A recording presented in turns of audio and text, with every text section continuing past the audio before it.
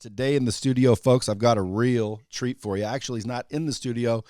He's coming through on Zoom because his ass is busy running around the country. Charlie Kirk, what's happening?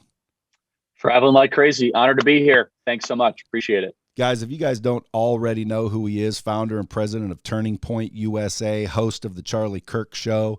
He's a almost, I don't want to say like a political pundit, but he's big in politics. He's big in knowing what the hell's going on. He's smarter than shit. He's very hard to debate with because every time I see him on a debate or any kind of controversial thing, he's destroying whoever's opening their lips.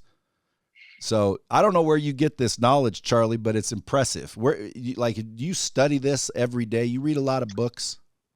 Yeah, some people work out every single day. I try to do that too, but I take 2 hours a day. I turn off my phone and I read and I listen and I study and I question. I love to learn. I think that that's part of kind of the yearning in the human soul, which is to know more about our existence and kind of the world we live in. And I happen to enjoy it a lot. So kind of on our show and our podcast, we try to teach people stuff every day and make sense of the news. And we have some pretty strong opinions of what's happening out there. But no, yeah, I take learning very seriously, but I appreciate the compliment very much. So thank you. My pleasure. Hey, if you guys aren't already following him and you want to, you can follow him pretty much anywhere. Just look for Charlie Kirk at Charlie Kirk 1776 on IG, Charlie Kirk 11 on Twitter. You can find him. Just Google him, dude. He's everywhere.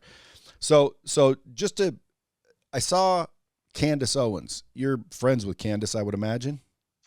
Yeah. I'm laughing because Candace and I, she actually worked for Turning Point for a couple of years. She was our communications director. So yeah, I know Candace. She's a really good friend. She's phenomenal. Well, I just saw a video of hers. A lot of my friends were sharing out just recently. I don't know if you saw it, but basically she's saying, people, you better stand the fuck up real quick because I don't know that you realize how close we are to living in a communist country. Now, that sounds like an alarmist, but at the end of the day, how real is that?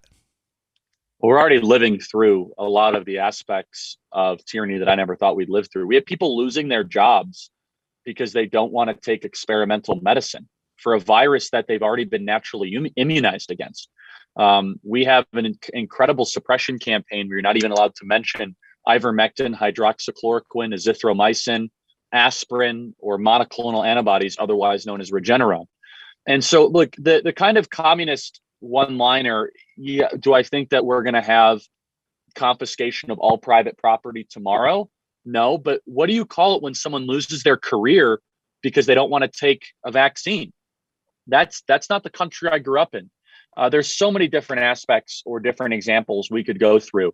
We have dissident journalists whose doors are being kicked in the Southern District of New York, James O'Keefe, Project Veritas. So look, Candace is exactly right that if people don't wake up and start to do something and start to stand up and honestly say, I don't care kind of what you call me or what, pejorative you throw at me or how you mock me or ridicule me or slander me, I'm going to stand for truth. And I know it's right. And it's a very decent American principle, which is you should be able to succeed and to take risks and be an entrepreneur without having this kind of overwhelming totalitarian fear that has now set in. So I have to say, I agree with Candace. I don't think it's alarmist. I think it's coming here quicker than people realize. In fact, some of it's already here. Well, number one, I don't think a lot of people know what to do because, again, they raise their hand themselves individually. They get shut down. Cancel culture knocks them out of the race, and now they're silent. I mean, they silenced Donald Trump, bro. How is a guy like me going to go make a big difference by raising my voice? What can we do? Well, yeah. So a couple things. First, one of my kind of operating thesis is that it matters for everyone to speak out in every single capacity. That small action can mean really major action. And I think you need to be the same person in public that you are in private, which you do a wonderful job of, obviously.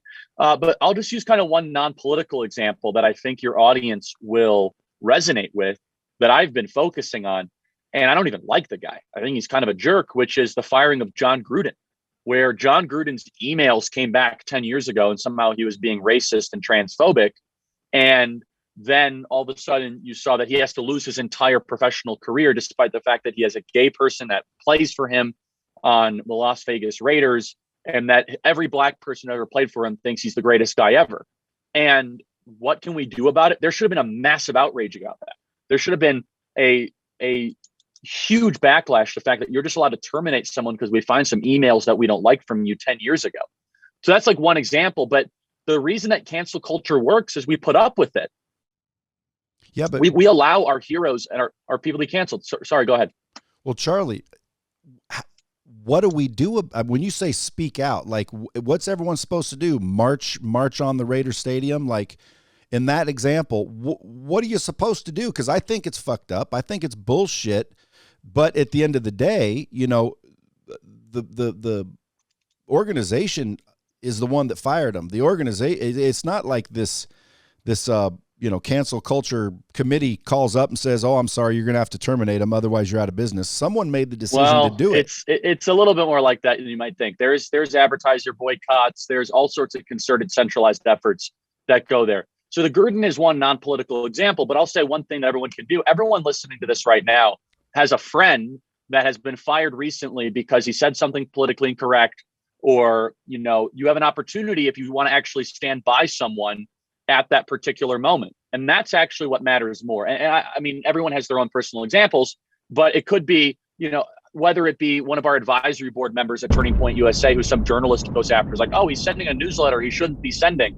And I'll never forget, and again, this is just one small example, the journalist reaches out, is like, "Oh, are you going to ask him to resign from your advisory board?" I say, "Absolutely not. What, are you kidding me?" And so I guess what I'm getting at, and you're right, there is this monolith where people feel disempowered and people feel small. I think that's kind of what you're getting at, and helpless. Is that on the micro, whether it be a high school football coach or whether it be a coworker or a friend that comes under that same sort of thing, like, "Oh, he's a racist because he sent out a text message." Like, no, actually, he's a pretty decent person, and I'm not going to put up with that. But you'd be amazed at how silent people are when this happens to peers. And because they're like, "Oh, as long as it is not happening to me, you know, I'll privately support you. We have to cut that out. And then the other thing is that we should do the opposite. We should support the canceled people even more so. And so, you know, again, not just use the John Gruden example, is that he should have been hired by another sports team that proposes to say that they're against cancel culture, college football team or whatever. But it's not just John Gruden. It's hundreds of examples. They're trying to cancel Aaron Rodgers. They're trying to cancel Joe Rogan. I don't think they'll be successful with either of those. But yeah, my theory is that cancel culture is largely powerful because we kind of look around and we're happy it's not happening to us. So, see, man, my brain's going a million directions as you're talking, because you bring up all these good points. Like, for example, I'm wondering, how come they're not trying to cancel you, or are they? Oh, of course they are, but you don't have to. You can't let them. That's the point. I mean, every day they come after. I mean, yeah, but nobody lets them. I mean, you look. Oh, yes, they do. Yeah, but of Charlie, look at all your followers, dude. Look at all Candace's followers. Look at all Trump's followers. Like, following people means they're buying into what you're saying, dude. Because if they didn't buy into what you were saying, they wouldn't be following you. They'd be hating on you. Yeah, but the cancel culture never comes from a mass amount of people. It's always a small, angry, venomous kind of just group of keyboard warriors. I'll give you an example. Like, they tried to make me apologize for takes that I've had. And if I were to do that, then I would only give them more power, or to hold certain political positions, or to stop, you know, speaking out on certain issues that I might like. And so they try to cancel every day. So one of the ways that you could fight against cancel culture is you do not apologize to them unless you did something legitimately wrong. You don't even validate them. You go right after them when they attack you. And then you bring up a very important point, is you have to go build your own audience outside of anything that they actually control. You know, I control the passwords to my social media outside of Facebook kicking me off, or Google, which we deal with every day. We kind of build our own owned and operated audience. That's why Rogan is so incredibly powerful. John Gruden, despite being super powerful and popular, was employed at the will, I guess you could say, of the Las Vegas Raiders organization. So look, someone that they're trying to cancel right now that they're not going to be able to, which is the playbook, is Dave Portnoy. Dave lives a much more colorful life than I do. Let me just say, he and I love the guy. He's hilarious and he is irreverent and he's very, very smart. But they're trying to destroy him, and I think because he's punching back, he's not accepting the premise. They're not going to let him. And let me be also clear that there are some people that should be canceled. Like Jeffrey Epstein, okay, or Harvey Weinstein. That's not what we're talking about here, right? We're talking about people that said jokes, said things that were off color, that all of a sudden you want to try to destroy their livelihood, when of course the same sort of book of rules, if you will, is not even applied to people that are supportive of the regime, right? Whether it be Hunter Biden or whether it be people, the top letter, Chris Cuomo or Don Lemon from CNN, who's credibly accused of sexual assault as well and is in a lawsuit over it. None of those people actually have to be under those sort of things. So, well, for the listeners, I'm trying to take it to where people will feel like they know what to do. Like, for example, the Raiders require a vaccine to go to a Raider game. My choice is, well, then I'm not going to a Raider game. All I can do is vote with my dollars and stop supporting the Raiders. I just won't go. Now, if everybody, or at least everyone who felt the same, decided to do that, there would only be people that believe in mandates going to that game. So that would be like how we speak out, like vote with your dollars. What do you think of that? That's a great, I love that. Yeah. And I also want to say that can feel very disempowering for people, because it's like, oh, what difference could I make? It's just me, right? Well, I think it is a big difference. And I think the institutions and the companies are actually far more fragile than we give them credit for. And boycotts do work. When they boycott, it absolutely does work. And I think that we have to be very serious about, kind of as purchasers, as consumers, do we actually want to support companies that are in alignment with our values? Do we want to go to sporting events that are in alignment with our values? And yeah, look, I've done this for quite some time. And people say, oh, it's just me. That's a disempowered way to look at it. It's too cynical. I can't stand cynicism. It drives me nuts. I never want people feel as if what they do does not matter. I think it's the opposite. I think human experience tells us that what you do actually matters a lot. It's actually the reason for living, in what you eat and how you communicate and the words you choose and where you travel and the people you associate with, and also the kind of products that you purchase. But yes, right now you are correct, because we've done not nothing, but very little for the last 20 or 30 years, that there is this set of circumstances where people can feel very helpless and powerless, but that's not an excuse to do nothing. Well, I agree. But if everyone was connected, like let's say we had a way that we're all connected and that happened and everyone just automatically knew, okay, no more funding that. Like let's say McDonald's did something. We just said no more McDonald's. If McDonald's went out of business because we all collectively got together, that's our form of cancel culture. In other words, if they have one, how come we can't have one? We should. No, I'm saying and I'm not a fan of it. I wish we weren't in that kind of, set of circumstances where, we could be absent of this kind of harsh retaliatory environment.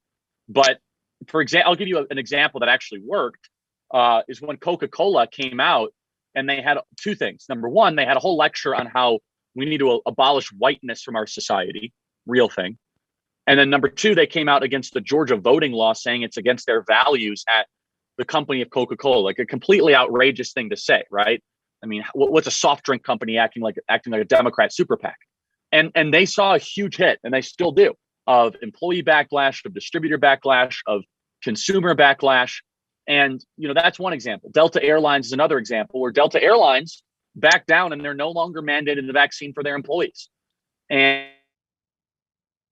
that was a huge win. And so there's also boycotts, which is supporting the good guys, right? Which is like In-N-Out Burger in California that refuses to enforce the vaccine for their customers. Their business has gone up by like 15 to 20% in the last couple of weeks. People want to support the good guys and they want to stop supporting the bad guys. So look, obviously we complain about cancel culture. It shouldn't happen, but I'm not going to sit idly by and act as if we have no power when they try to destroy our life.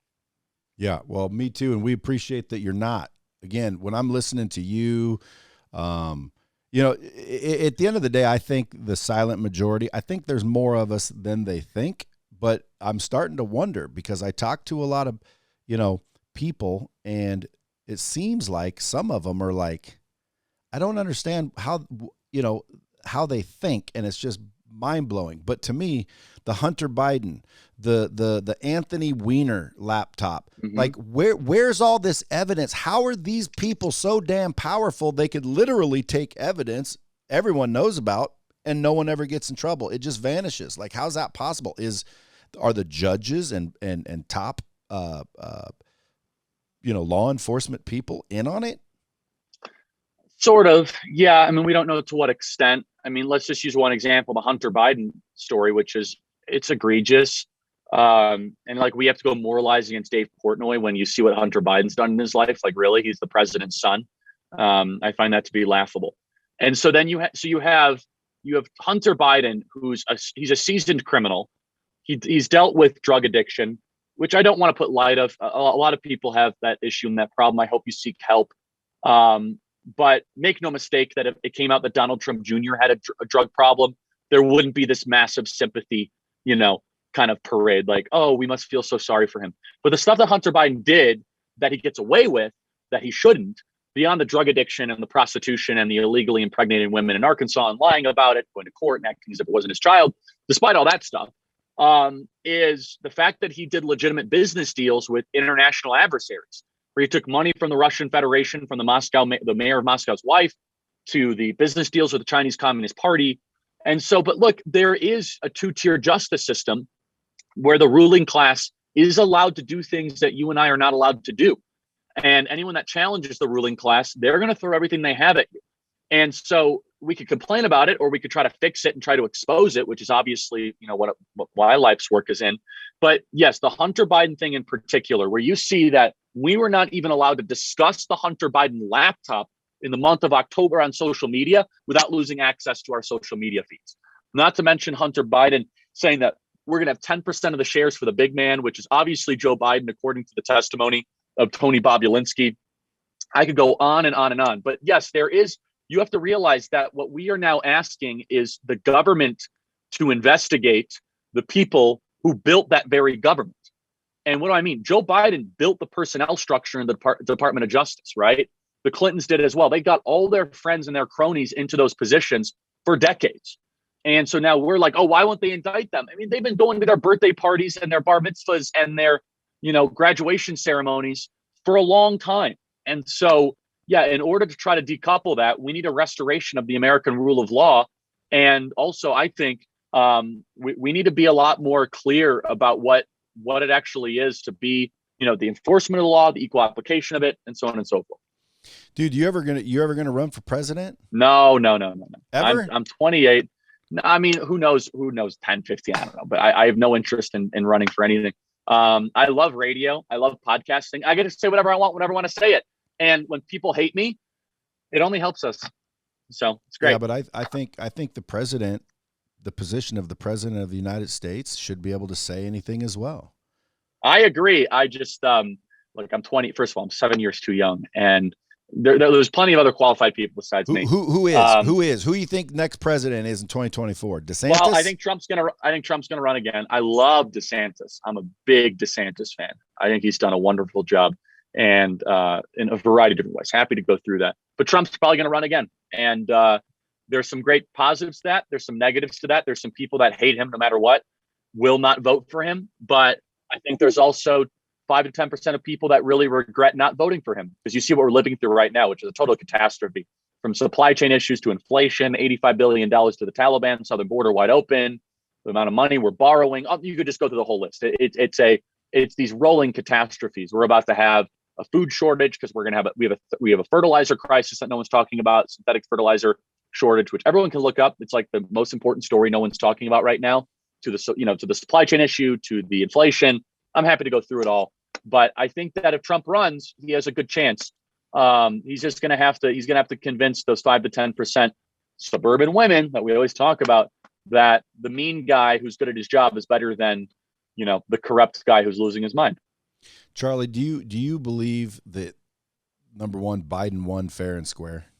No, I don't. And I mean, why would the next election be any different? Well, I think we're starting to fix some of those things. So let me tell you what I think was one of the biggest issues. I think people get a little distracted when they talk about the election.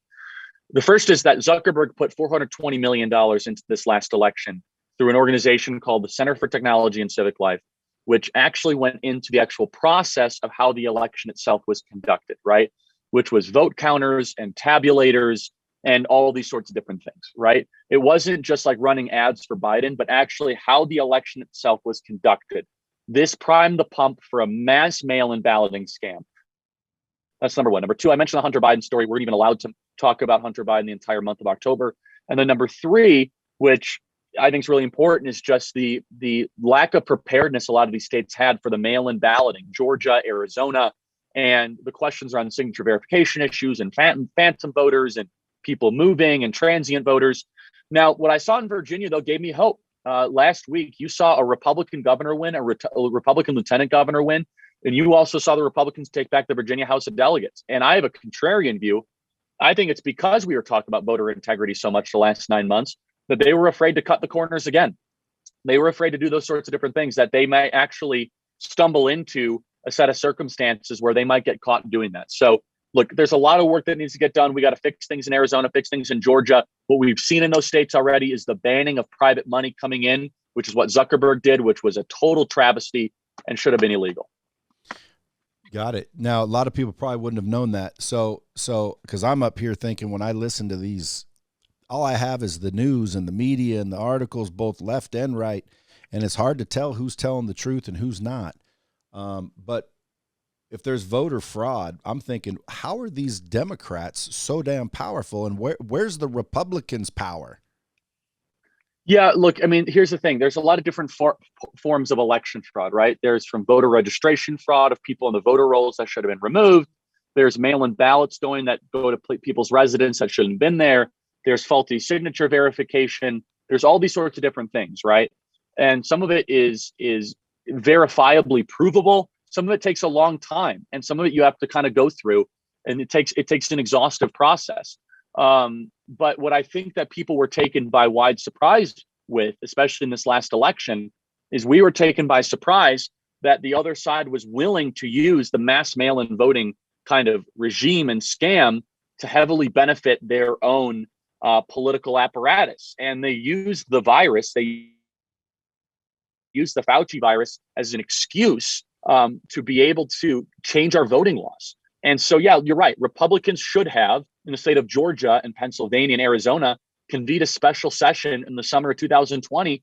And they should have said, wait a second, we're not going to go from 248,000 mail-in ballots to 1.3 million mail-in ballots in Georgia. We don't have the staff for that. We don't have the capacity for that. We can't ensure that's full of integrity. We're going to keep it the way it is. If you can go to a Home Depot or a strip club or a liquor store or a George Floyd rally, you can go vote. And Republicans should have flexed their muscles, and they should have said, no, we are not going to permanently change our voting laws because you're afraid of getting the virus. Like, give me a break. That was a false flag, or Trojan horse, I should say, not a false flag. It was a false argument and a Trojan horse that was used to try and it successfully change the 2020 election to benefit the regime. There's another thing people can do. If you're listening to this, you like what you're hearing, I'm basically trying to get Charlie to tell us what we can actually do to speak out, because getting on your social media and harping about it, unless you're famous, isn't really going to reach anybody. So that's not speaking out in my book. Vote with your dollars. And then number two, go vote at the local election. Get the seats, the right people in the right seats. Yeah. Yeah, school boards, city councils, local municipalities. And so here's just a couple marching orders. People say, Charlie, I'm fed up with it.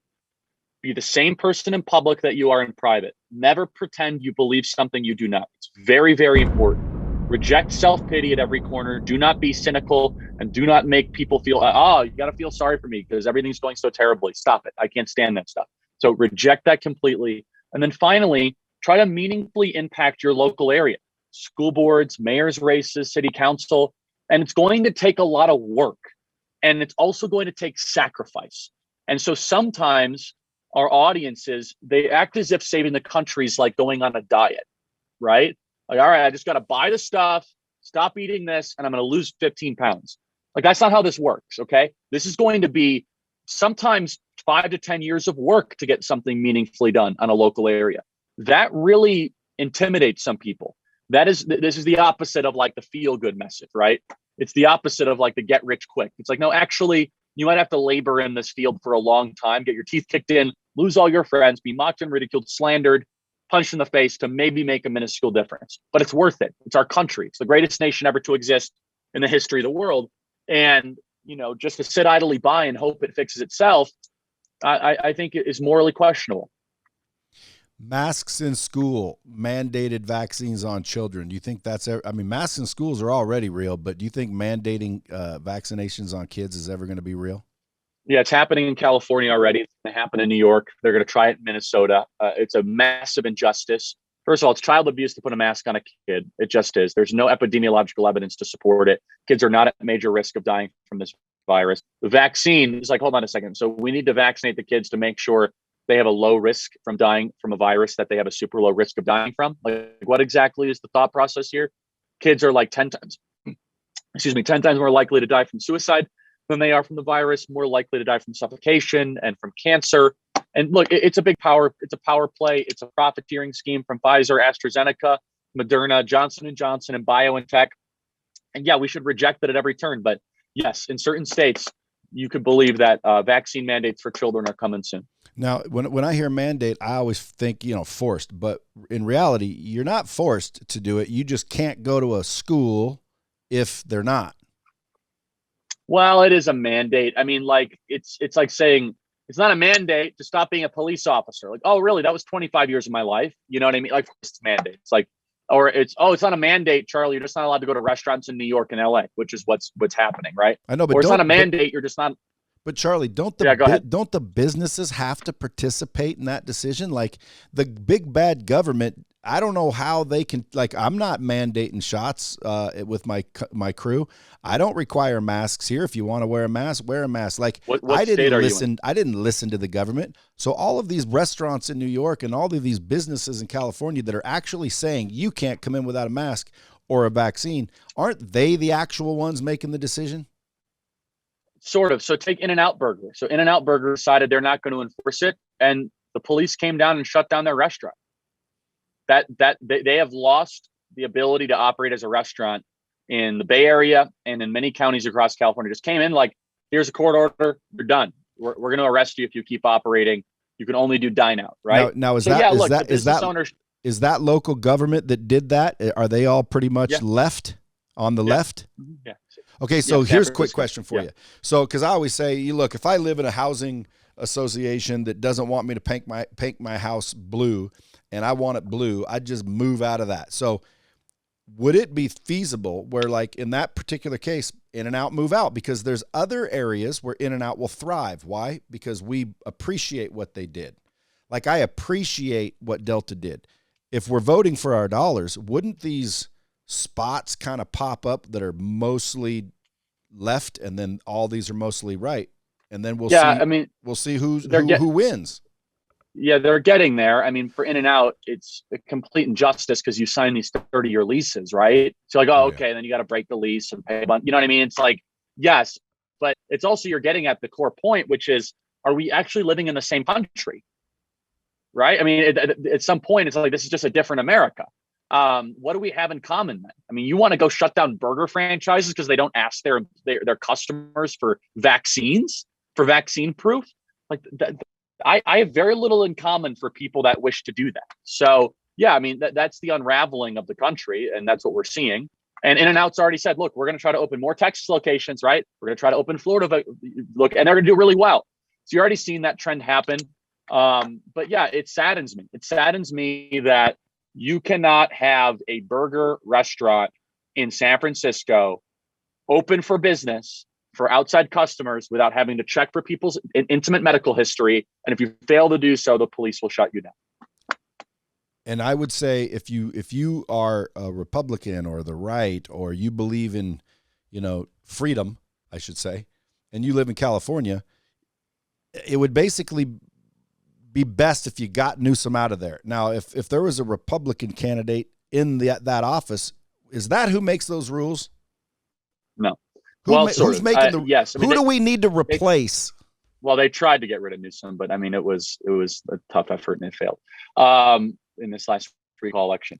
Yeah, I mean, look, you got to replace them all, and that's the problem. It's not just the elected officials; it's the entire city bureaucracy that believes this garbage, that believes in submission and power and control and all of that. So, you live in California. There's this debate. I have a ton of friends in California. I live in Phoenix, much nicer, much more sane, much more free. And so there's this huge debate happening with my friends in California. I know a lot of them, a lot of pastors, which is, do we stay and fight and try to fix it, or do we get out while we can?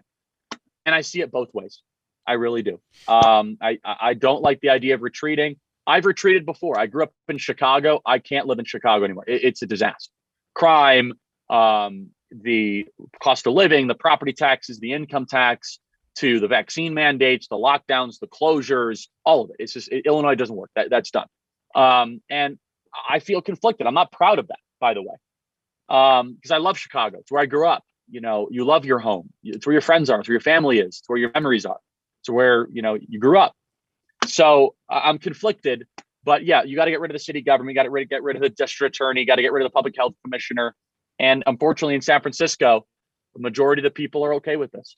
Yeah. Now, if every state, you're pretty savvy on the Constitution. So if every state decided we're going to do what we want to do, are they capable of doing that without federal overreach?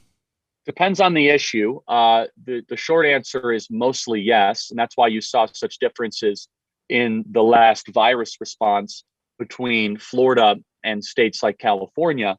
The 10th Amendment of the Constitution says that anything not specifically outlined comes down to the states and to the people. And so virus lockdowns and mandates are largely under that category. One of the reasons why America has always been such a prosperous country is the differences between states. And that gives people the ability to pick and choose the kind of politics and government they want while also still being under a national project that's increasingly tearing the country apart, because now people in California share almost nothing in common with people of Texas, like nothing. But yes, states like North Dakota, South Dakota, Kansas, Oklahoma, Texas, Florida, South Carolina, they should all get together and be like, yeah, we're not going to enforce that. We're going to do it our own way. Now that comes with another layer, right? With Biden's new top-down vaccine mandate for anyone employing over 100 employers. So we have 185 employees at Turning Point USA. We're not going to enforce it. We're like, you can fine us, you can do whatever you want. It's probably unconstitutional. Who cares? We're not going to do it. That's the position business owners need to start to take. Regardless of consequences. Well, yeah, I mean, you could charge me money. I don't care. I mean, I'm not going to go start to tell people in my office, like, hey, can I have your medical history? By the way, are you on birth control?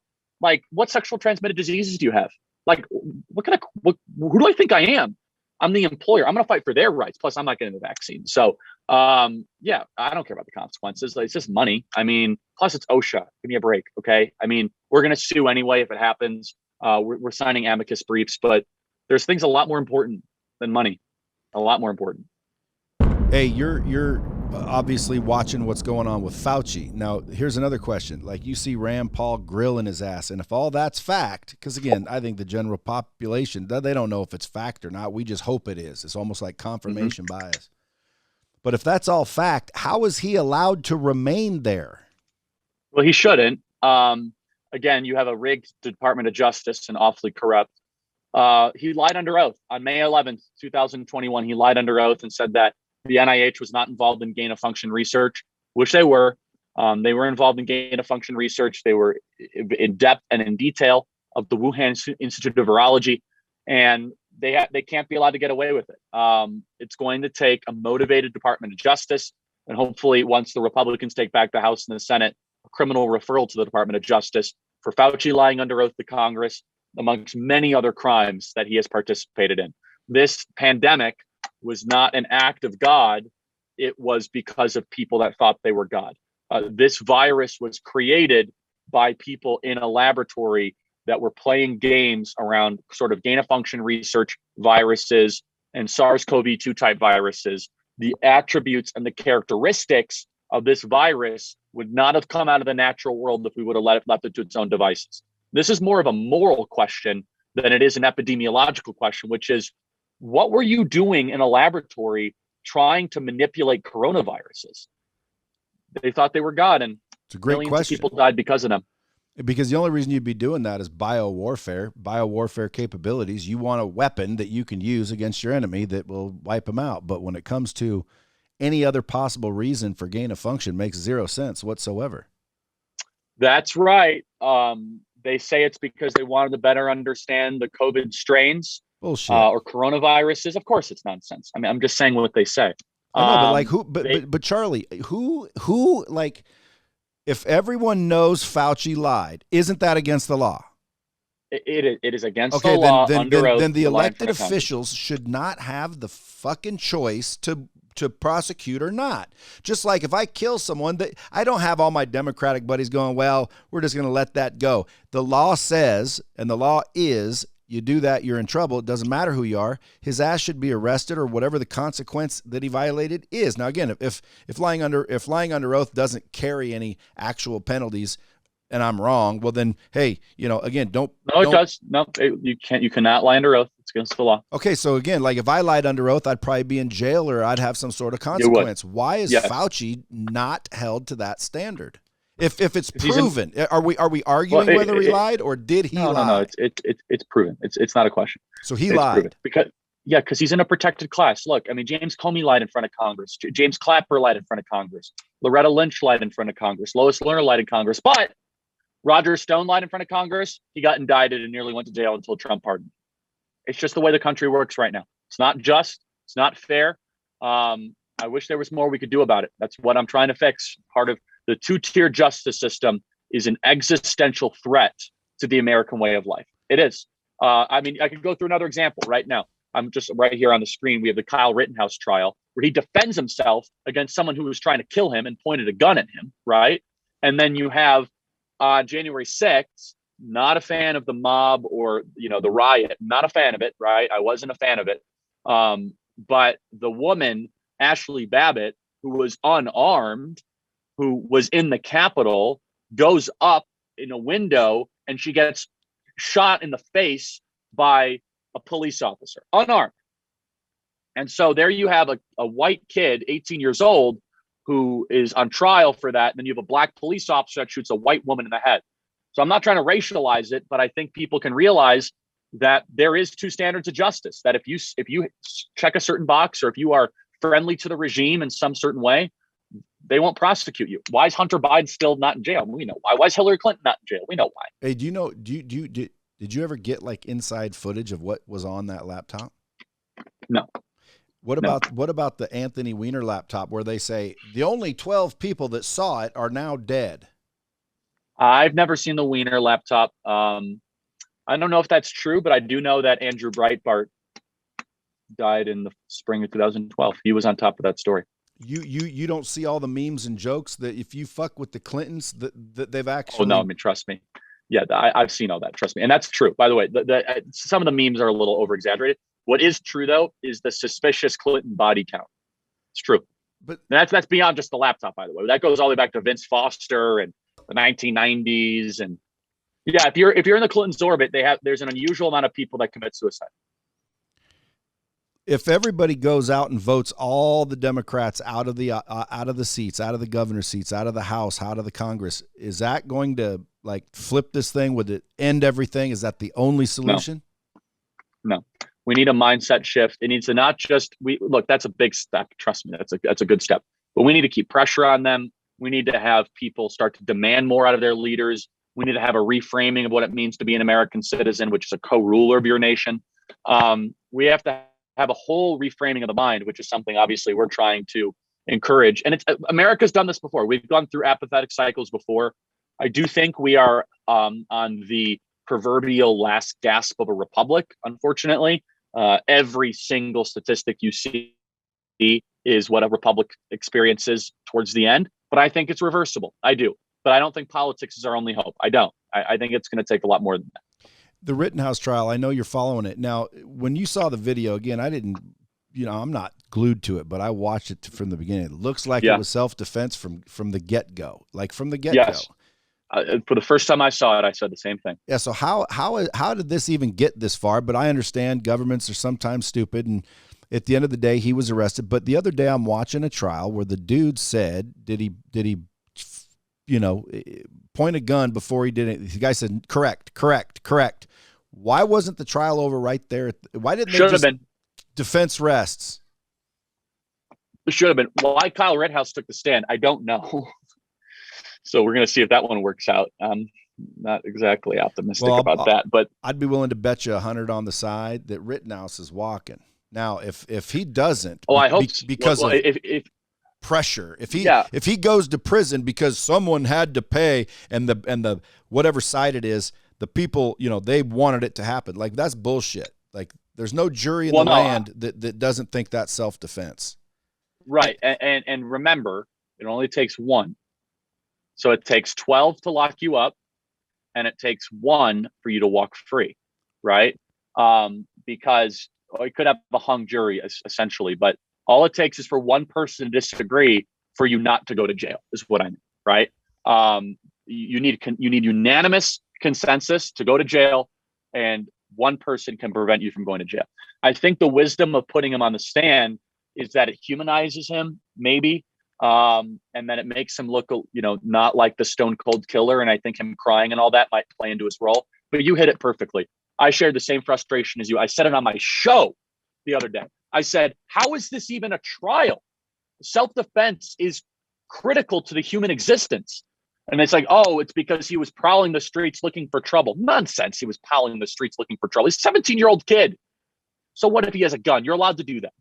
And he was offering medical help. I mean, that's where we're at now. We're going to put people in jail because you look scary? Really?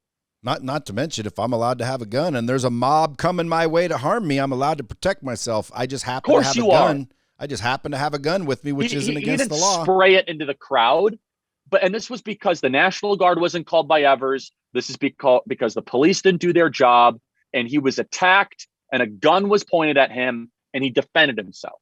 Rittenhouse is an innocent man.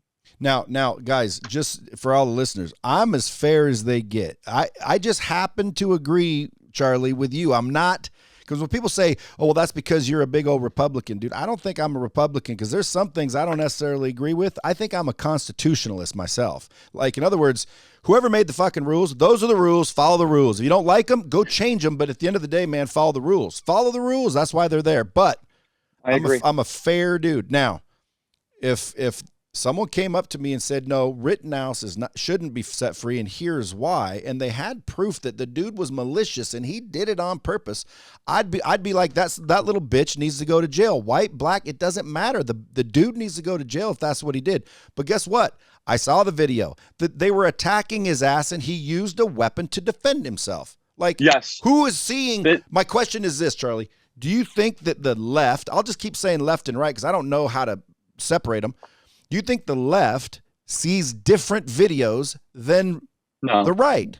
Well, but they see something else that they want to see. And then I got to go in a couple minutes actually to comment on this somewhere else. Damn, dude, I wanted to get into Hey, I wanted to get into one more before you go then. How long you got? Fine. 2 minutes? 5 minutes. Okay. 5 to 7. But let me just finish with this. Is that they saw what they want to see. And I'm going to say something provocative, but that's what I do. Is that they saw a white man look in kind of pseudo camo gear carrying a gun. And that's an archetype they hate. The same reason why they criminalized the McCloskeys for defending their home in St. Louis. Remember that whole story? They came out with guns, boom, indicted them because they said that you're not allowed to point guns at people who break into your yard and bring your gate down. Same thing that we saw on the southern border when they said, oh, they're whipping migrants. But no, they're not. The same thing we saw with the Covington kids. Remember where they had the drum banged in their face with Nicholas Sandmann?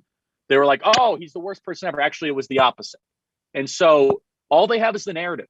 All they have is this narrative is that white people are scary. Armed white people are super scary, that there's this underground militia insurrection that's coming after you. And Kyle Rittenhouse has become the mascot for that for them. Because you got to go, I got to jump from topic. Dude, I could sit there and talk to you for about 6 hours straight. You got to do it again then sometime soon. Well, I just want to wake some people up because I guarantee you there's more good people out there that may just not have the right information, and all they need is the right information so they know what to do. Because again, speak out. Everyone should be speaking out. How? But I hear you talking about abortion a lot. Now, yes, is your position on abortion that they shouldn't get one ever at all?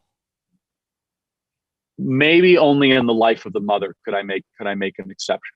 Okay, and then not even in the first, like, when it's a little seedling or a little tadpole? Absolutely not. No. So size is irrelevant to human decency. You believe that too. You believe that. You don't believe someone shorter than you. I do to a point. Like, in other words, if someone said, Brad, what's your opinion? Well, in my opinion, if there's some extenuating circumstances and it's like in a certain window, technically it should be the mother's decision. But as soon as it like again, late term and even middle term, but why does that make it? Does a human being become more important as it gets bigger? Well, no, but I personally don't think it's a human being when it's just a little fertilized egg. Why? What's the difference? Because how do you know that is going to go full term anyway? Well, it's the DNA though. As soon as DNA is formed, that's when human life begins. It's a new, unique, wholly formed being that is growing. We're all still growing, right? We're all maturing. So, I mean, when we start to have like these arbitrary lines, like, oh, it's like bigger, therefore it's more valuable. It's like, well, it's more recognizable, but it's still a human being. True. I will tell you this, though, if everybody was more responsible, as if that was the law, where if you got pregnant, there is no choices, no matter what the instance, I think people would be a little more responsible with their behaviors. Last one. I agree. CRT, yes. Critical race theory. What is it? Because I don't know much about that. What is it they're trying to get schools to teach about that? And why are so many people wanting it? Doesn't it call for divisive adversity? Yeah, I mean, it's anti-white curriculum, but it's more than that. I'll give you some examples of CRT in practice because I think that will be helpful. But let me kind of go through the main tenets. They believe that racism is everywhere, that it's normative. They believe that there's no such thing as individuals, just member of groups and tribes. They do not believe in science and math like you would. They think those are Western heteronormative cisgendered creations of the colonialist, project. But like, let's get out of the academic theory, right? Like, here's CRT in practice. There are Black-only dormitories now in America. At Western Washington University, they have dormitories for white people and for Black people.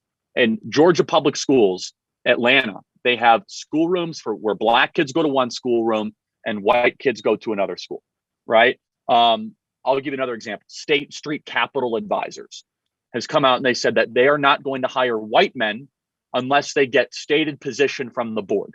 But for Blacks and for Asians and for women, you can hire them whenever you want. So that's CRT in action, right? Another example, United Airlines said that they want to have 50% of their pilots to be Black in the next 10 years. So that's now valuing diversity over competency. I don't know about you. When I get on an airplane, I couldn't care less about the color of the skin of my pilot. I want to make sure they can land the plane. And so, yeah, they're pushing it because they've been told wrongly that everyone's racist, which of course is not true.